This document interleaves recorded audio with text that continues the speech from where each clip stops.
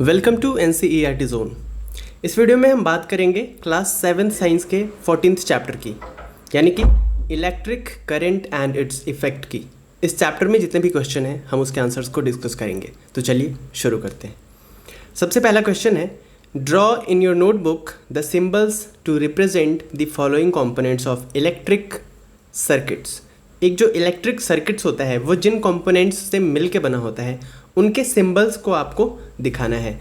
और वो कंपोनेंट्स क्या क्या है, वो है connecting wires, switch in the off position, bulb, cell, switch in the on position and battery. इन सारे कंपोनेंट्स को जिनसे मिलके एक पूरा सर्किट बनता है, इन कंपोनेंट्स के सिंबल्स को हमें दिखाना है नोटबुक में। तो आंसर है इसका, देखिए, component of the electric circuit and इनके सिंबल्स।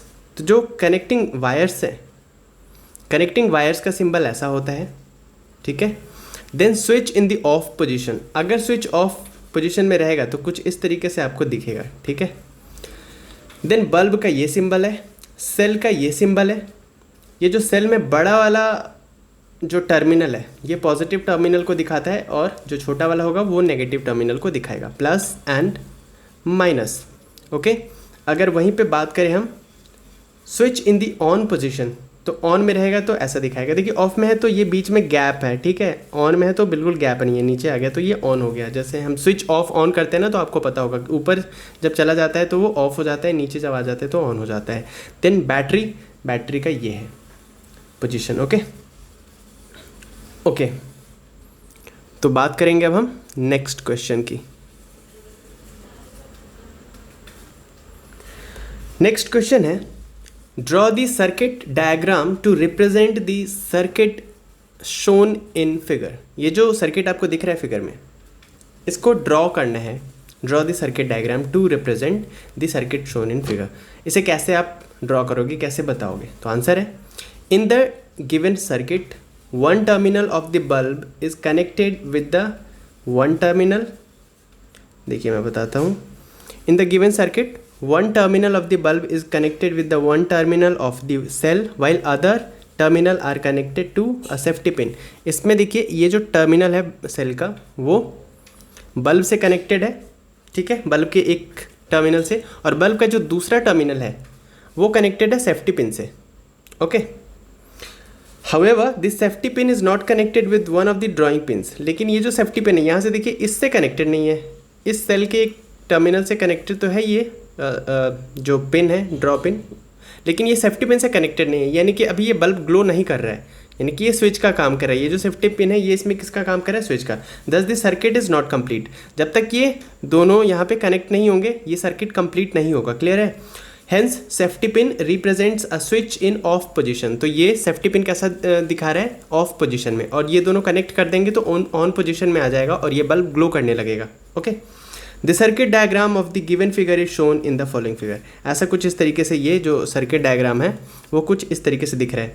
ये बल्ब हो गया, जैसा कि ये बल्ब है, इसको बल्ब के सिंबल से रिप्रेजेंट कर दिया। बल्ब का एक जो टर्मिनल है वो कनेक्टेड है सेल के एक टर्मिनल से, और सेल और बल्ब का जो दूसरा टर्मिनल है वो कनेक्टेड है यहाँ पे सेफ्टी पिन जैसा था तो स्विच के एक टर्मिनल से। और ये स्विच अभी ऑफ पोजिशन में है क्योंकि जब तक ये ऑफ पोजिशन में है ये सर्किट कंप्लीट नहीं है, और जब ये ऑन कर देंगे इसको नीचे की तरफ ही आ जाएगा तो बल्ब ग्लो करने लग जाएगा हमारा। तो क्लियर हो गया आपको किस तरीके से ये हमने ड्रॉ करके दिखाया इस सर्किट को। नेक्स्ट क्वेश्चन की बात करें तो नेक्स्ट क्वेश्चन है, figure shows 4 cells fixed on a board. ये आपको 4 सेल्स दिख रहे होंगे, एक बोर्ड पे रखा हुआ है। Draw lines to indicate how you will connect their terminals with wires to make a battery of 4 cells. ये जो 4 सेल्स है इसको आप किस तरीके से कनेक्ट करेंगे कि ये एक बैटरी बन जाए, 4 सेल की बैटरी बन जाए, ठीक है। तो कभी भी होता क्या है, सेल के जो सेल का वायर अगर एक सेल में पॉजिटिव टर्मिनल पे अटैच्ड है तो दूसरे जो सेल में लगाएंगे उसको वो नेगेटिव टर्मिनल से अटैच होगा, ठीक है। करके मैं बताता हूँ। जैसे ये प्लस टर्मिनल है, पॉजिटिव टर्मिनल, तो इससे जो वायर निकलेगा वो मान लीजिए ये वायर रह गया, एक वायर बाहर की तरफ आ गया, इसमें आप बल्ब को अटैच कर सकते हैं, जो भी what device you want to attach वहाँ पे कर सकते हो। ये जो नेगेटिव टर्मिनल है इसको हम पॉजिटिव टर्मिनल से अटैच करेंगे, ये ठीक है। और ये जो पॉजिटिव टर्मिनल है कि वापस से जाके नेगेटिव टर्मिनल से अटैच होगा और ये नेगेटिव टर्मिनल वापस से जाके पॉजिटिव टर्मिनल से अटैच होगा। तो कुछ इस तरीके से ये अटैच होता है, ठीक है, उल्टा अटैच होता है। देखिए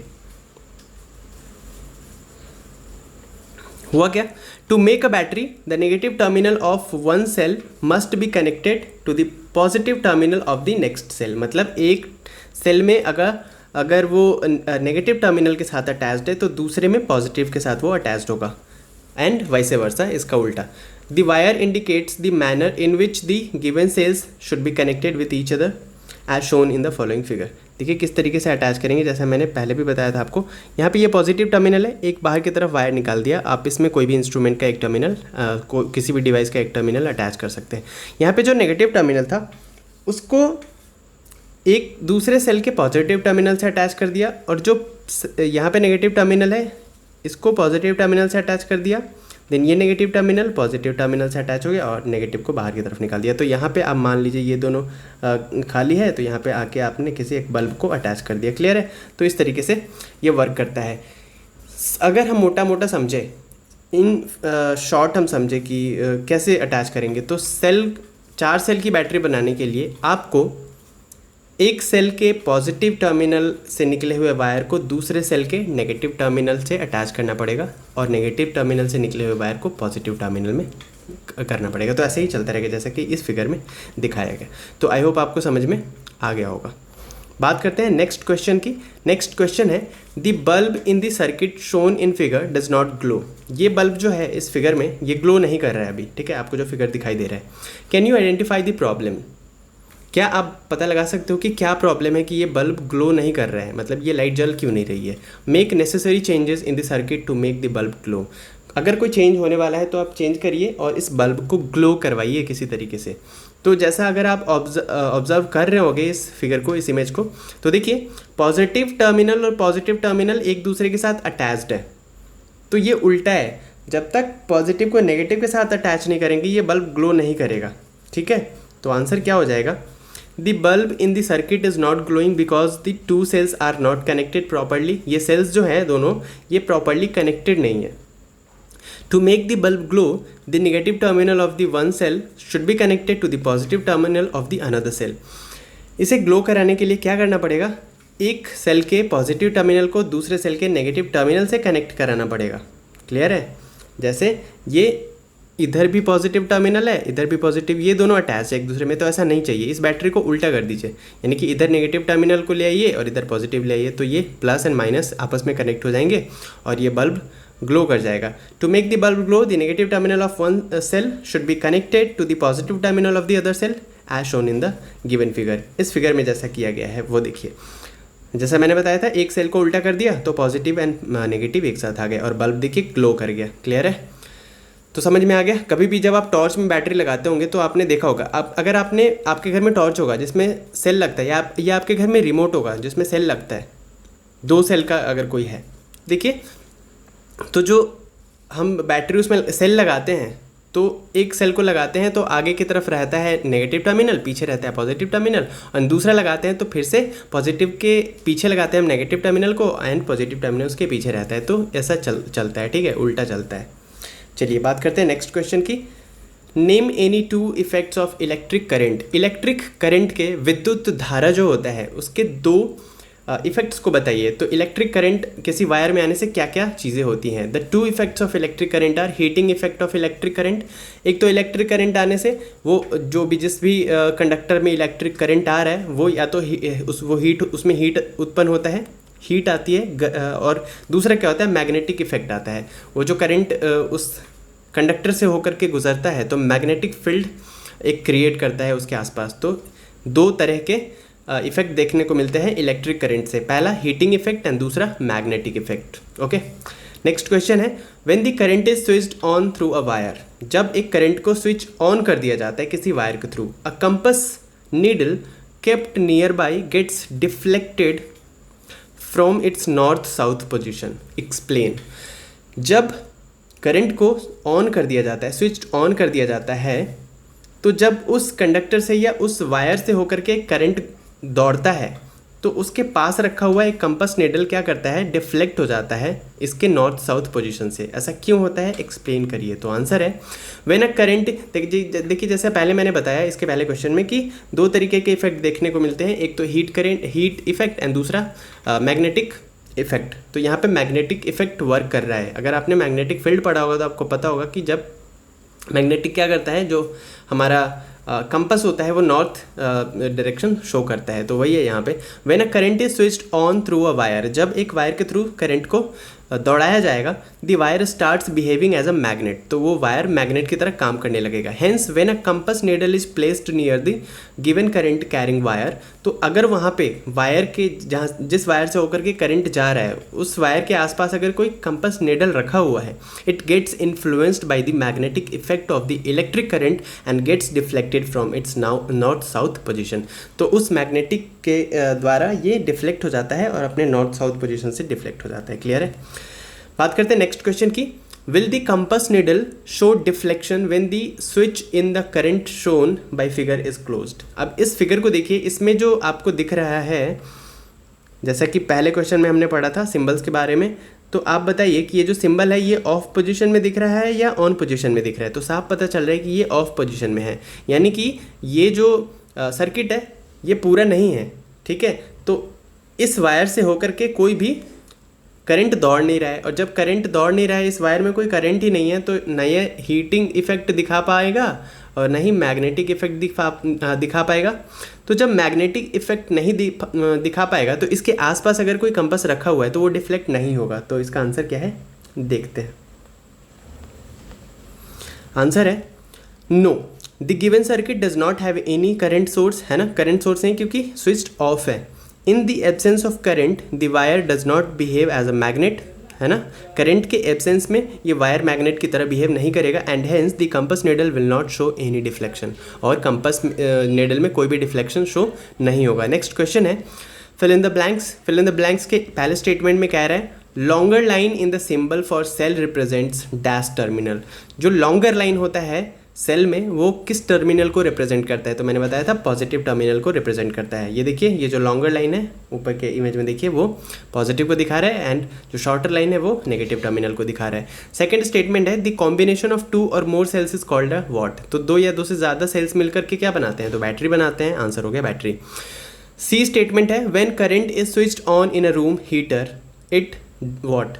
जब रूम हीटर को स्विच ऑन कर दिया जाता है तो क्या होता है, ये हीट प्रोड्यूस करता है और आपका रूम गर्म हो जाता है। क्लियर है। डी है the safety device based on heating effect of electric current is called a dash. तो देखिए, एक सेफ्टी डिवाइस यूज़ किया जाता है, यानी कि जब आपके वायर से एक्सेसिव करंट दौड़ेगा और वो वायर उसको सह नहीं पाएगा और वो आपके डिवाइसेस के लिए नुकसानदेहक होगा, तो क्या करेगा वो डिवाइस जो होगा वो उड़ जाएगा। जैसे कहते हैं ना उड़ जाना, फ्यूज़ उड़ जाना, तो उस डिवाइस को कहते हैं फ्यूज़। ठीक है, ये एक तरीके से सेफ्टी डिवाइस होता है। ये आपके अप्लायंसेस को जलने से बचाता है। अगर एक्सेसिव करंट उस वायर से होकर के दौड़ता है तो वो वायर जो होता है वो पिघल जाता है और आपका सर्किट इनकम्प्लीट हो जाता है और आपके अप्लायंसेस जैसे पंखा, टीवी, कूलर ये बच जाता है जलने से। क्लियर है।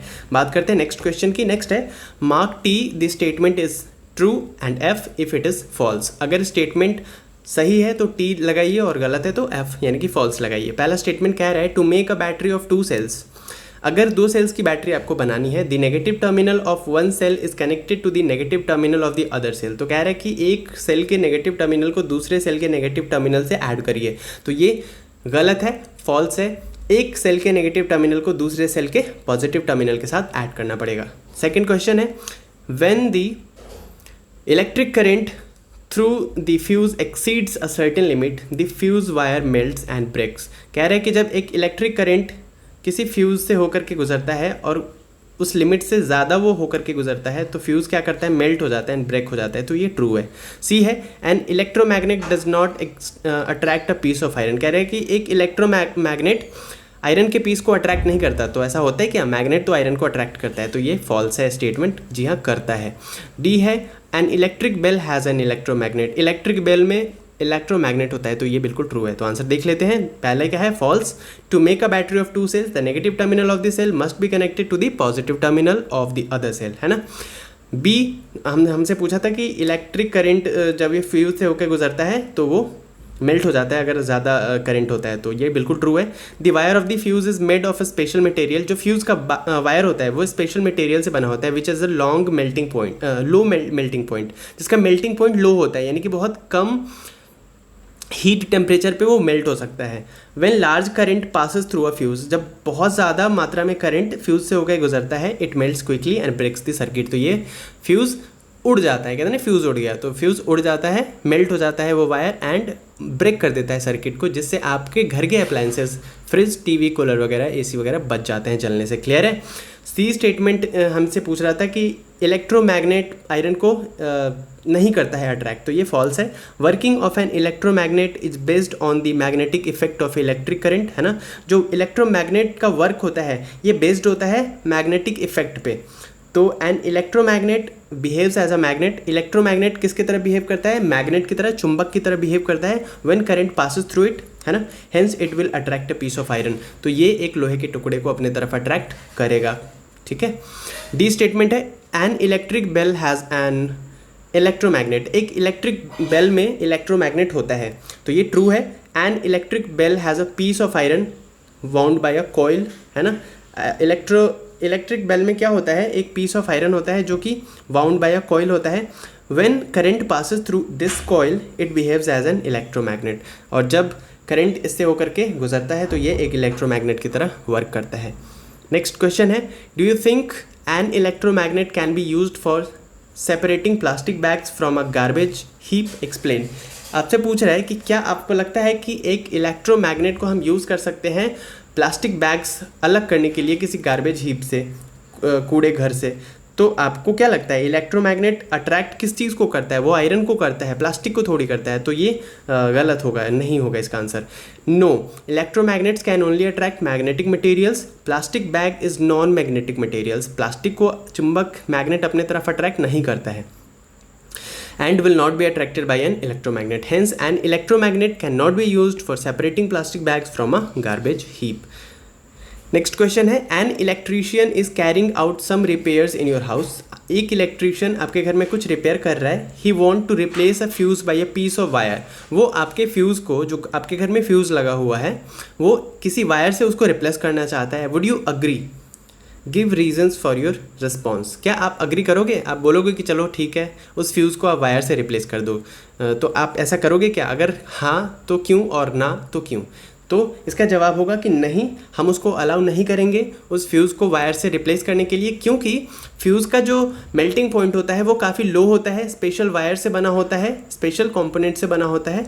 लेकिन ज़्यादातर जो वायर्स होते हैं उनके मेल्टिंग पॉइंट्स बहुत हाई होते हैं, तो कितना ज़्यादा करंट भी आ जाएगा ना तो वो वायर पिघलेगा नहीं, और वो उससे खतरा होगा कि आपके घर में जो अप्लाइंसेस है, TV, cooler, fridge and AC वगैरह, ये जलने का खतरा होगा। तो फ्यूज़ को फ्यूज़ से ही रिप्लेस करिए, फ्यूज़ को किसी भी वायर से रिप्लेस मत करने दीजिए। तो आंसर है no, the electrician can not be allowed to replace the fuse in the house by a piece of wire, ठीक है। This is because every wire can not be used as a fuse filament, हर एक wire को fuse filament के रूप में use नहीं कर सकते। A fuse filament must have a low melting point, क्योंकि फ्यूज़ फिलामेंट का मेल्टिंग पॉइंट, पिघलने की जो क्षमता होती है वो बहुत कम होती है, such that it could melt and break in response of large amount of current, ताकि अगर बहुत ज़्यादा करंट आ जाए तो वो ब्रेक हो जाए और हमारे जो घर के अप्लायंसेस है वो बच जाए। Most of the wires have high melting point, लेकिन बहुत सारे वायर्स के मेल्टिंग पॉइंट बहुत ज़्यादा हाई होते हैं, तो किसी भी वायर से फ्यूज़ के फिलामेंट को रिप्लेस नहीं करवाना चाहिए। नेक्स्ट क्वेश्चन है, Zubaida made an electric circuit using a cell holder shown in figure. Zubaida ने क्या बनाया? एक इलेक्ट्रिक सर्किट बनाया है, ठीक है, एक सेल होल्डर को यूज़ करके। अ switch in the on position, the bulb did not glow. Help Zubeda in identifying the possible defects in the circuit. उसने ये सर्किट तो बना लिया है, और जब वो ऑन पोजीशन में लाती है स्विच को, तभी भी ये जलता नहीं है, बल्ब ग्लो नहीं हो रहा है। ऐसा क्यों हो रहा है? तो आप जुबैदा की हेल्प करिए। तो देखिए अगर आप ढंग से देख रहे हो तो इसके दो रीजंस हो सकते हैं। एक तो ये दोनों सेल आपस में अच्छे से कनेक्टेड नहीं है, क्योंकि इस सेल को कनेक्ट करने के लिए उसने एक रबड़ का उपयोग किया है, रबड़ का। जैसे देखिए ये यहाँ से इस रबड़ से इसने इसको कनेक्ट करने की कोशिश की है, तो मे बी ये ठीक से कनेक्ट नहीं हो रहा है, या फिर नेगेटिव को नेगेटिव के साथ ऐड कर दिया या पॉजिटिव को पॉजिटिव के साथ ऐड कर दिया, जबकि करना क्या होता है, नेगेटिव एंड पॉजिटिव को ऐड करना होता है। तो ये दो रीजंस हो सकते हैं। देखते हैं क्या है रीज़न। तो आंसर है one of the reason may be that the rubber band used in the cell holder may not be tight enough to keep the two cells in contact with each other. उसने जिस रबड़ band का use किया है एक दूसरे को contact में रखने के लिए, मे बी वो रबड़ बैंड से वो सही से कांटेक्ट में नहीं आ पा रहा है, दोनों सेल एक दूसरे के, है ना। If the cells are not in proper contact with each other then the circuit will not be complete. अगर दोनों सेल्स एक दूसरे से कनेक्टेड नहीं है तो क्या होगा, ऐसे में वो जो सर्किट है वो कंप्लीट नहीं होगा और बल्ब ग्लो नहीं करेगा, क्योंकि करंट ही नहीं उस सर्किट से फ्लो करेगा। ओके, दूसरा रीज़न क्या हो सकता है, the other reason may be that the two cells are not connected properly. ये एक दूसरे के साथ प्रॉपर्ली कनेक्टेड नहीं है। The negative terminal of one cell must be connected to the positive terminal of the other cell. Negative को positive के साथ उसने ऐड नहीं किया होगा, मे बी ये भी रीज़न हो सकता है। तो ये दो रीजन्स हैं जिनकी वजह से जुबैदा का जो सर्किट है वो कंप्लीट नहीं हो रहा है और उसका बल्ब ग्लो नहीं कर रहा है। नेक्स्ट क्वेश्चन है, in the circuit shown in figure, ये जो सर्किट आपको दिख रहा है पहला है, would any of the bulb glow when the switch is in the off position. तो जब अगर स्विच ऑफ पोजीशन में है तो बताइए कि क्या कोई बल्ब ग्लो करेगा। चलिए मैं आपको एक बार समझाता हूँ ठीक से। ये देखिए, ये आपको पता है ये सेल है, ये कनेक्टेड है बल्ब से, इन तीनों बल्ब से, और ये बीच में एक स्विच बना दिया गया और ये स्विच है ऑफ पोजीशन में। तो क्या ऑफ पोजीशन में रहने से कोई भी बल्ब ग्लो करेगा, क्योंकि ये पूरा एक ही सर्किट का हिस्सा है। और जब स्विच ऑफ पोजीशन में है यानी कि ये पूरा सर्किट इनकम्प्लीट है, और जब पूरा सर्किट इनकम्प्लीट है तो कोई भी बल्ब ग्लो नहीं करेगा, और ऑन करने पर सारे बल्ब ग्लो करेंगे। दूसरे क्वेश्चन में पूछ रहे हैं, what will be the order in which the bulbs A B and C will glow when the switch is moved to the on position. और जब पूछ रहे हैं कि अगर इस स्विच को ऑन कर दिया जाए तो ए बी सी में से कौन सा बल्ब पहले चलेगा कौन सा बाद में चलेगा। तो फिर से वही रीज़न, क्योंकि ये सारे एक ही सर्किट के हिस्से हैं, एक ही सर्किट का हिस्सा है ए बी सी तीनों बल्ब। तो अगर हम इस स्विच को ऑन पोजीशन में लाए तो साइमल्टेनियसली जलेगा ये बल्ब और तीनों एक साथ जलेंगे। क्लियर है। तो आंसर क्या है, आंसर है पहले का no, when the switch is in off position the current does not flow through the circuit, hence none of the bulb will glow। and second का आंसर है bulb will glow simultaneously when the switch is moved to the on position, then all the bulbs will glow at once। this is because they all are connected to the same battery and switch। Okay, तो I hope आपको answer समझ में आ गया होगा। तो इस chapter में इतने ही क्वेश्चन थे, हमने सारा डिस्कस कर लिया है। मिलते हैं नेक्स्ट वीडियो में नेक्स्ट चैप्टर के साथ, तब तक देखते रहिए एनसीईआरटी जोन को। अगर आपने अभी तक सब्सक्राइब नहीं किया है तो please do subscribe to the NCERT zone. Like करिए वीडियो को, कमेंट करके बताइए कैसा लगा, साथ ही साथ अपने दोस्तों को शेयर करिए। फिर से वही बात बोलनी पड़ रही है, इंस्टाग्राम पे शेयर करिए, फेसबुक पे शेयर करिए। मैं आज बोलूँगा ही नहीं, ठीक है। आपको जो करना है आप करिए, घर पे रहिए, सुरक्षित रहिए। मिलते हैं।